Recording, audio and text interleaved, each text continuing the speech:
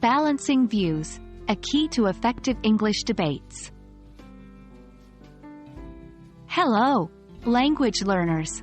Today, we are diving into an exciting aspect of English language learning: debates and discussions.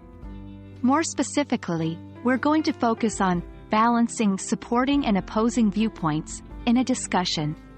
Mastering this skill can take your English proficiency to the next level, and it's also vital for effective communication in general.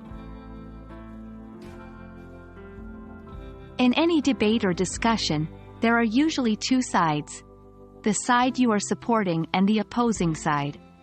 A viewpoint, in simple terms, is an opinion or perspective. Therefore, a supporting viewpoint is one that backs up your side of the argument, while an opposing viewpoint goes against it. Now, you might be wondering, why should I consider the opposing viewpoints if I'm trying to win an argument or discussion? Well, a balanced discussion not only demonstrates your understanding of the topic but also shows your ability to consider different perspectives. This makes your argument more convincing and nuanced. When preparing for a discussion or debate, it's crucial to organize your ideas and arguments. Start by identifying your main points and then find supporting evidence or examples for each point.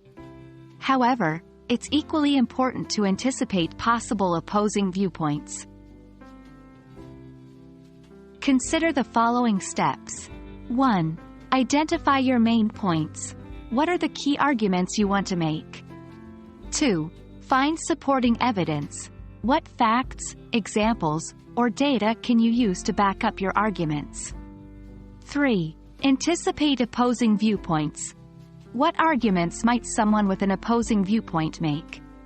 By doing this, you will ensure that your discussion is well-rounded and prepared for any counter-arguments.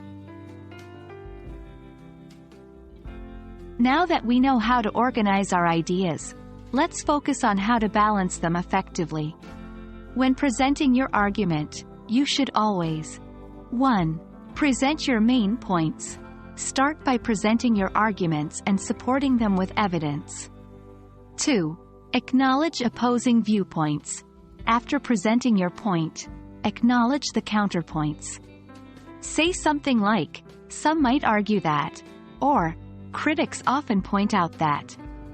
3. Refute or mitigate these viewpoints. Explain why these counterpoints are not as strong or relevant as they may seem. Provide evidence, if possible, to back up your claims. By following these steps, you're not only presenting a strong case for your argument, but you're also showing that you've considered other perspectives, making your argument stronger and more credible. That wraps up our lesson on balancing supporting and opposing viewpoints in English debates and discussions. Remember, a strong debater or discusser is not just someone who can present their arguments convincingly, but also someone who acknowledges and addresses opposing viewpoints. Keep practicing, keep debating, and most importantly, keep learning. See you in our next video.